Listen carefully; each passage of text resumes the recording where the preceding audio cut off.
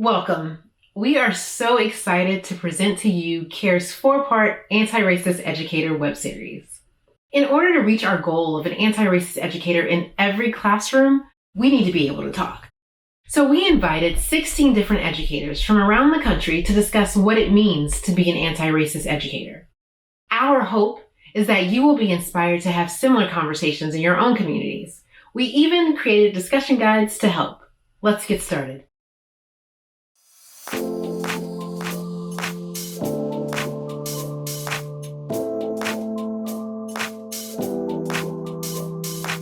Educators have so many questions about anti-racism education, and rightfully so. Today, we are exploring the answers to some of those questions.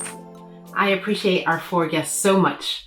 Let me introduce you to them. Dr. Erica Buchanan Rivera, Director of Equity and Inclusion for a K-12 school district in Indiana. Trisha Ibarvia, veteran educator and co-founder of Disrupt Text. Dr. Susan Faircloth, Director of the School of Education at Colorado State University and enrolled member of the Kahari Tribe of North Carolina. Sochi Garcia, Program Manager for Science Friday, a public radio show. And I'm Val Brown, Principal Academic Officer for CARE. We're all set. Let's pop into the conversation now. Talking about anti-racism, and people always have lots of questions about what it is, right? So let's start with you, Dr. Buchanan Rivera. Yes, I think within school systems, we have a tendency, especially within the oppressive structures that exist within schools and have existed historically, to erase the identities of students of color. We perpetuate invisibility. We perpetuate structures that are harmful while acknowledging and amplifying dominant culture traits within schools. And so oftentimes white students are able to see themselves reflected within history, within curriculum. They're able to, feel affirmed within their, school environments. They're always getting messages that center their identities, that demonstrate that there's a strong sense of belonging and connection within schools that does not necessarily mirror the experiences of many marginalized groups and communities of color that may experience racial trauma within schools. And so it's important to ensure that we are taking the time to validate the experiences of students of color. And oftentimes within the oppressive structures of schools, those experiences tend to be disregarded or dismissed. Dr. Faircloth, I saw you doing some nodding and affirming there. What are you thinking about? I think Dr. Buchanan Rivera has answered that question really nicely. I think what I would add to it is, given the work that I do as a professor of education and the director of the School of Education, I'm not only working with aspiring educators and classroom teachers, but also individuals who plan to work in higher education or post-secondary education. And I think that one of the things that we constantly encounter is just that basic definition of what does it mean to be anti-racist. Mm-hmm. We had the privilege of having Dr. Nolan Cabrera from the University of Arizona, and he talks a lot in his work about anti-racism, about what does it mean to become an anti-racist school of education. And one of the things that he said that really stuck with me is that he really questioned whether anyone ever gets to that point where they really are solidly anti-racist, right? Mm-hmm. And it made me think about, it's a process of becoming anti-racist as mm-hmm. opposed to, I'm going to put a sign on myself that says I'm anti-racist or avowedly mm-hmm. anti-racist, because it's an ever-evolving process. But I think one of the things Dr. Buchanan Rivera said that also struck me was that I'm American Indian.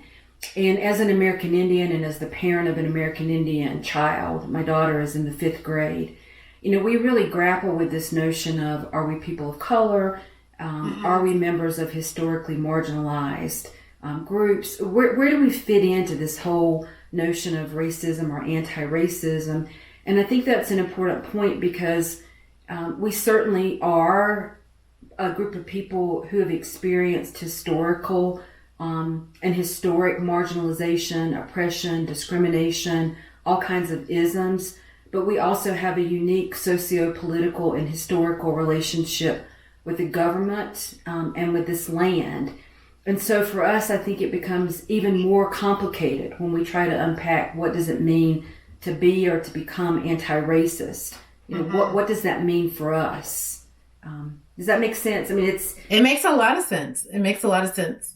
I was going to say, Dr. Fairclough, you said something at the beginning that I thought was so poignant, which was that it's a continual process. And I think we know this about good teachers and good educators, is that they continually are developing themselves and continually growing and changing their practice. And so when we talk about what it means to be an anti-racist educator, that's part of that definition, is like, take that thing that good educators do, which is continually change, morph, and grow your practice, and add these components of developing a cultural context, developing kind of like your readings or your notions, or diving into history. And then also like this establishing, like getting to know your community and your students, right? So if you don't know the intersectionality, if you don't know what's going on behind the surface, you're not ever going to really build a sense of trust with your students, your community. And like, that's part of this process of being an anti-racist educator, is getting to know people and growing yourself and committing to that journey. Thank you. I'll jump in here.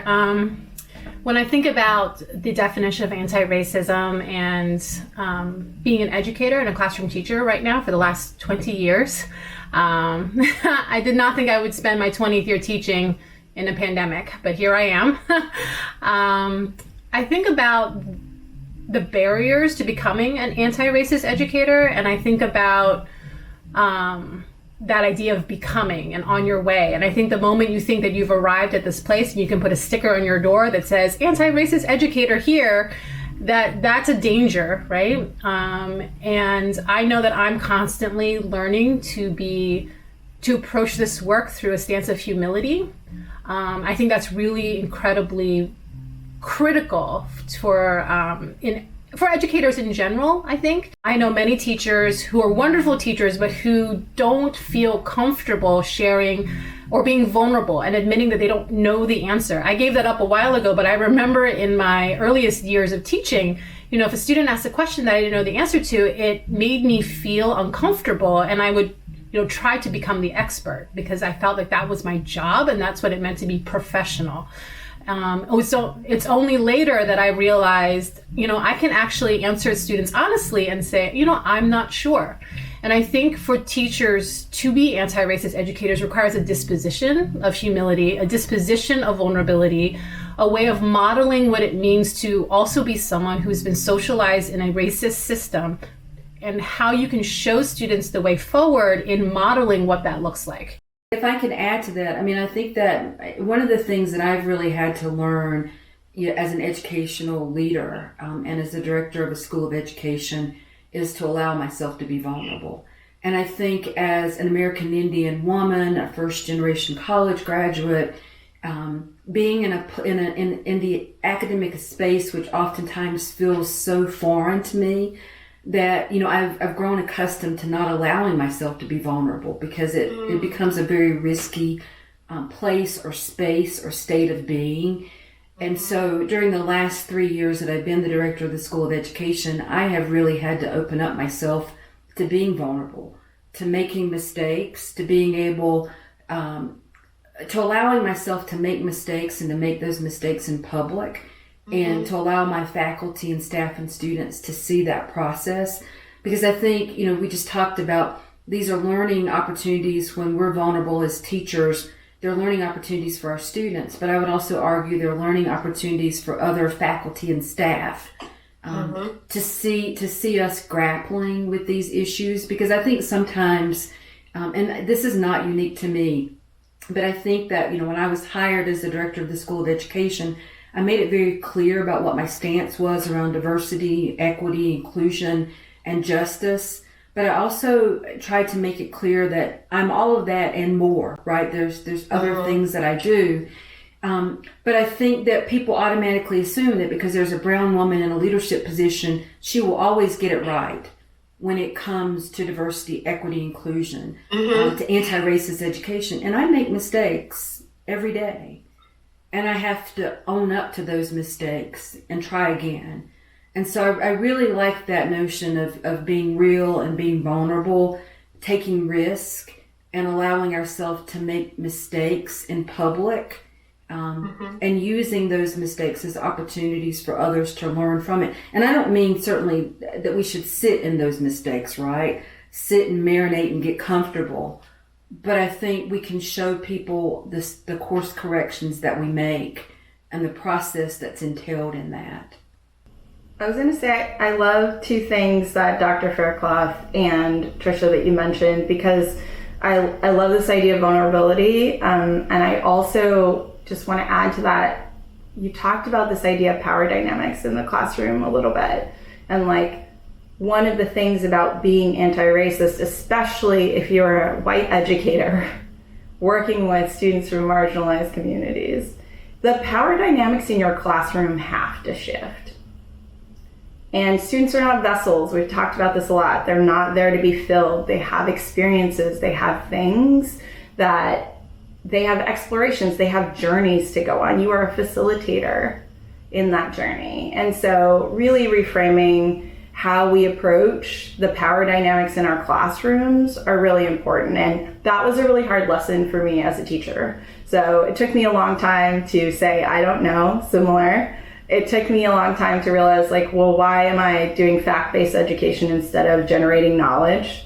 And putting students in a position where they are making a lot of the decisions, they are asking more of the questions, where they're taking you on a journey, is a really important change to make in as many ways as you can. You're still going to facilitate the experience, but figuring out the ways for them to take some control is, I think, key to this approach and the attitudes that both of you were talking about in educators. Yeah, I love the conversation and where it's heading. And I do affirm how anti-racist work is a process of learning and unlearning. And for teachers, I often share that you cannot engage in culture responsive teaching in absence of anti-racist work. And you cannot be a responsive educator and disregard the systems that deplete the joy of students of color. You know, there's work for everyone to do within anti-racist work, including people of color. You know, some of us have work to do in terms of decentering the white dominant traits that may have manifested in us due to the systems we have been socialized in of whiteness. You know, there's internal work that I have to do every day as a Black woman, as an educator, questioning whether I am making decisions and conducting actions that are rooted within Blackness, or am I catering or centering whiteness, you know, as I move forward within this work? And so I think this is a process that requires all of us to engage in self-examination. Something that Dr. Faircloth brought up that I've been thinking about recently was my own settler supremacy, right? And how that impacts my ideas of anti-racism, right? So we know that the institution of American slavery was built on stolen land, right? But we often forget, or I often forget, to think about indigenous peoples when I'm talking about anti-racism. And so anyone just on the call, what connections are you making between anti-racism and anti-colonialism? Well, I could give an example. We adopted our daughter when she was a day old from the Cheyenne and Arapaho Nation out of Oklahoma. And when we came here to Colorado, and I think I've shared this story before, it was almost a coming home or a coming full circle for us, because the land on which my institution is located is, as I said earlier, the traditional homelands of not only the Ute and Ute Mountain people, but also the Cheyenne and Arapaho peoples. And so for us, it was a coming home in the sense that we were able to bring our daughter back to the original homelands of her people. But each day when I do this academic work that I do, and I love working with future educators, and I love the work that I do to study the educational conditions of American Indian and Alaska Native and other indigenous students, and try to work to ensure that their educational futures are in sync with what their tribes would want them to be. But when I think about that work that I do, I do it in this very contested space and place on the lands of my daughter's people. And I recognize that I would not be able to do this work that is so near and dear to me if it were not for the forced removal, relocation, and ultimately the killing of many of my daughter's people. And so for me, the work that I and many others like me do is really about more than writing publications or preparing students. It's really about doing work that is in conversation and is in good relations with our people, right? And so for me, I mean, that's a small way in which I can do anti-colonial work. I've been asked, and others have been asked, can we decolonize educational institutions or organizations? And I grapple with that because I don't know how we can fully decolonize organizations or institutions that were not built for people like me. And so I don't know how much I want to engage in decolonizing an institution that was not built to affirm me or my people. I really want to think about what are some ways in which we can dismantle those institutions, right, from the inside, and how can we establish or build institutions that are built for us. Now, and I know that work may never be done in my lifetime, but I do believe that there are ways that we can work both inside and outside of the system, not only to decolonize, but also to think about what would it mean to build these institutions, organizations, systems, or structures that really value Indigenous peoples, that value red, brown, black, and other bodies. And that's not work that just happens in a day, right? That's a life's work to do that. All right, I want to build on what Dr. Faircloth said regarding building these spaces where all children can feel a sense of belonging and welcome and is created for them. And I want to connect that to the question around why is it important that anti-racism is explicitly taught? Why do we need to do that? I think one of the reasons that it needs to be explicitly taught is because racism is the norm. And when it's not taught or not identified, it will continue to be the norm and unnamed, right? Like I think about how in order to fix a problem, you have to identify it first, and you have to study the problem, and you have to unpack it and look at all the ways in which it appears in all facets of, like in this case, of schools. And so not naming it explicitly and not teaching it explicitly just gives that power of normal, like this is just how systems are supposed to be. It's like, you know, if you are not being anti-racist, then you are settled in a world that exists in that system, and you're not working against that in any way. And I think not grounding students in an anti-racist education means that we're making that a space that perpetuates and is comfortable, and not one that they are prepared to do differently or create the institution or work towards helping and supporting to create institutions like Susan or like Dr. Faircloth is talking about, right? So like we don't get to that future if we're not pursuing anti-racist education today. Have any of you, or do you all recall having an anti-racist teacher? No. Some teachers feel uncomfortable acknowledging that as a part of their practice. And so students who are engaging in classrooms that might be doing anti-racist work might not be aware, and I think that's problematic, right? We should be talking about it more openly if you're engaging with students in that way. But we also need to address why those fears exist for educators to work and not be able to say that they want to engage in anti-racist education or that they just want to teach their students the truth.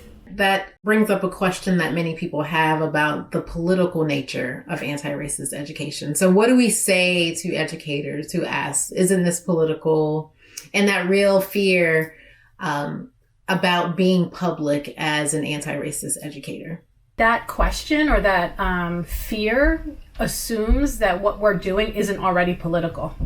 And everything that we do as teachers is inherently political. When people say that let's not get political or we can't, I think it's a refusal to see the ways in which school systems have already been normed in political systems and ideologies. Like there hasn't been a neutral in public schools. The first blueprint for public schools, some of the first blueprints were,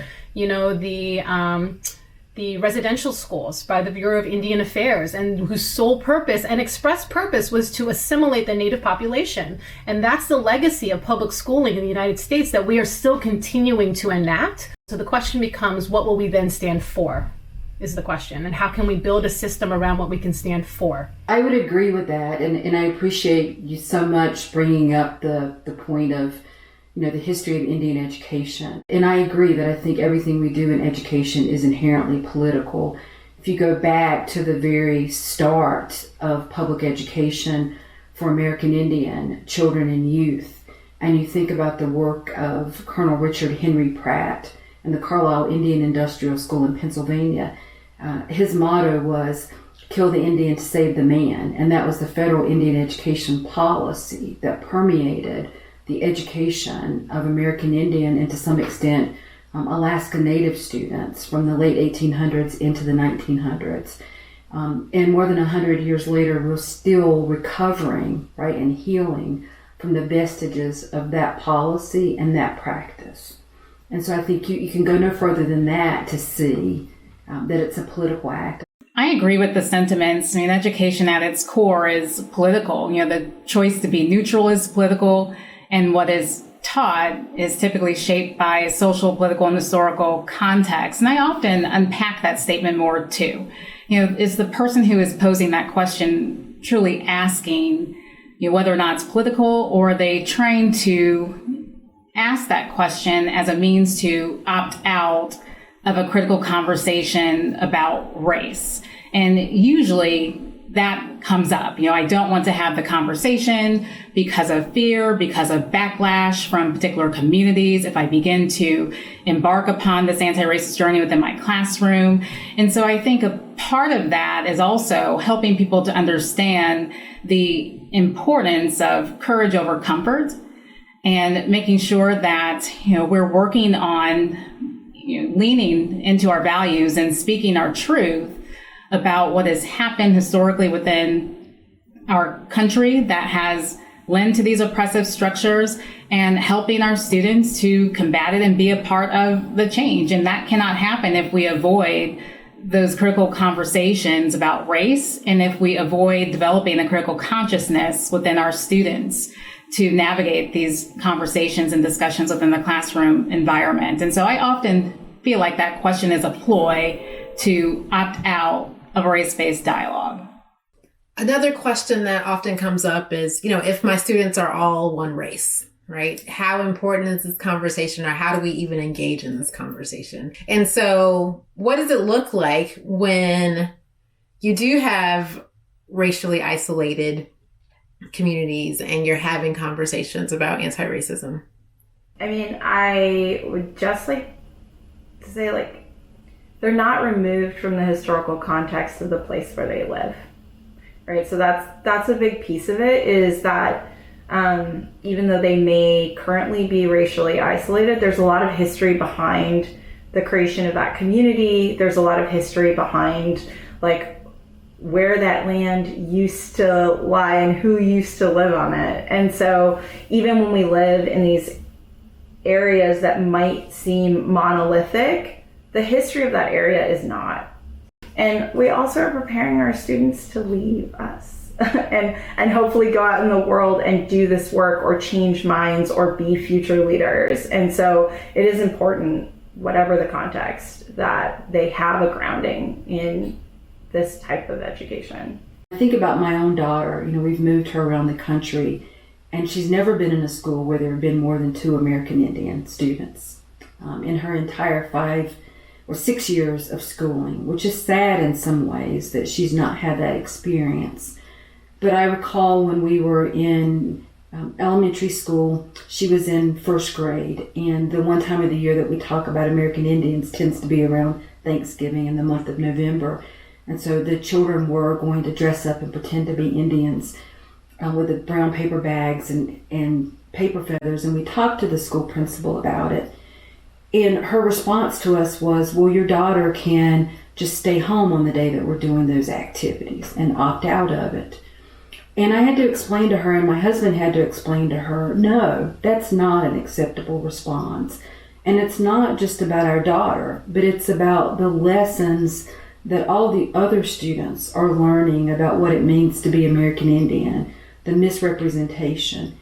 And so, no, it's not acceptable just to opt her out of that. And how do we explain to her why she can't go to school? Is she being punished? Has she done something wrong?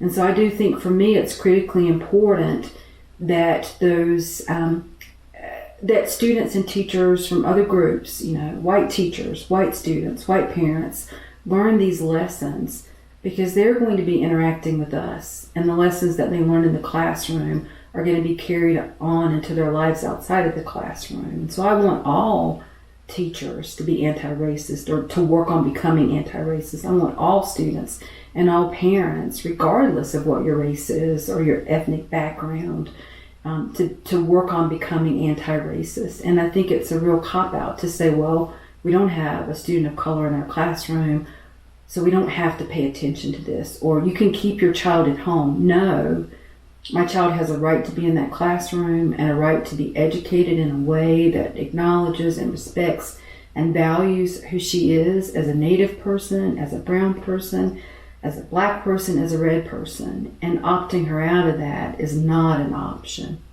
I will add to that, our liberation is tied together. We're all connected. And oftentimes there's this myth that anti-racist work only benefits people of color. And therefore, I often get posed the question, should we lift up this work within predominantly white spaces? As someone who has served as a DEI officer within a predominantly white school district, and someone who's just had experience in general, within predominantly white school settings as a student. And what I share in those moments is that the disruption of power dynamics that produce unequal outcomes is not a burden that should solely be carried and shouldered by people of color. White people also have to be co-conspirators in this work, and that cannot happen if conversations about race, power, and privilege are avoided in white spaces.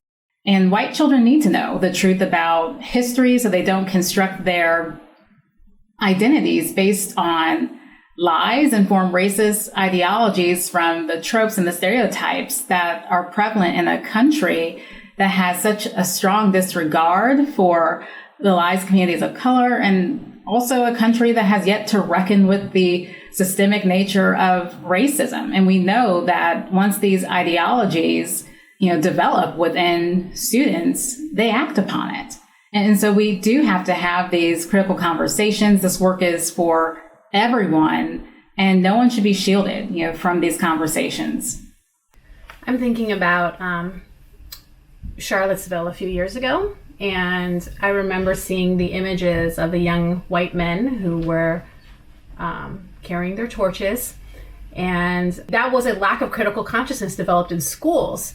And I think about, you can think about how those kids sitting in our classrooms now will go on to be policymakers, but they don't also have to be people who go out to a place like Charlottesville, right? They can also be the people who become media executives. They become people who are business people who make policies in their stores. They're people who go on to education and gatekeep, right? So in every aspect of our society, our kids are going to move into these systems and structures, and they can be there and have a racially literate and critical consciousness understanding and be able to identify where systems are inequitable and then change those systems, or they can continue to perpetuate what is existing there.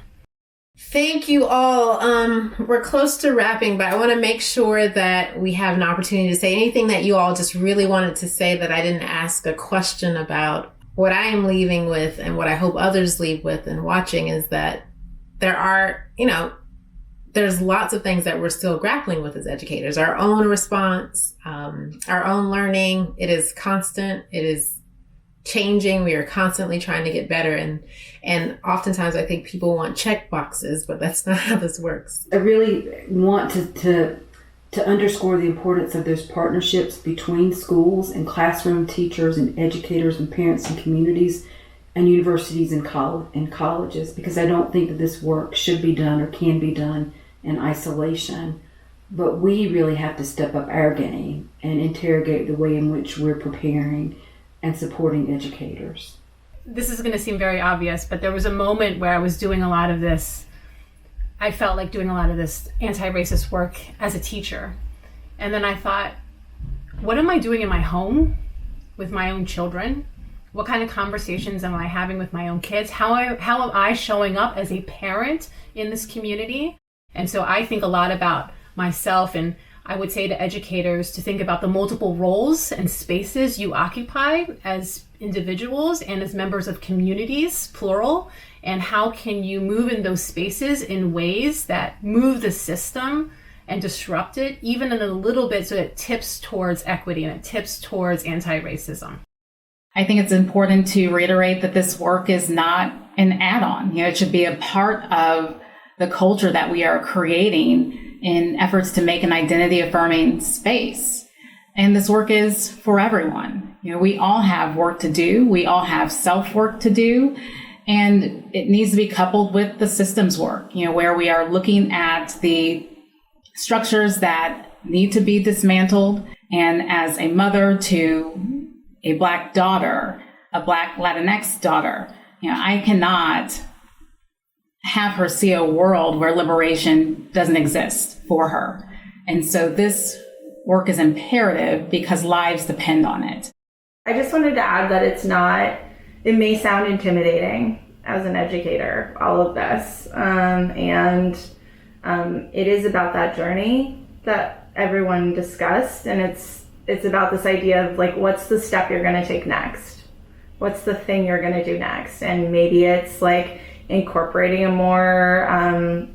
a discourse structure that positions students differently. Maybe it's that you're replacing texts in your classroom. Maybe it's that you're connecting outside the community. So just like, what is your next step, I think is a good frame of mind if you are an educator and you are in your classroom and you're thinking about how to do this.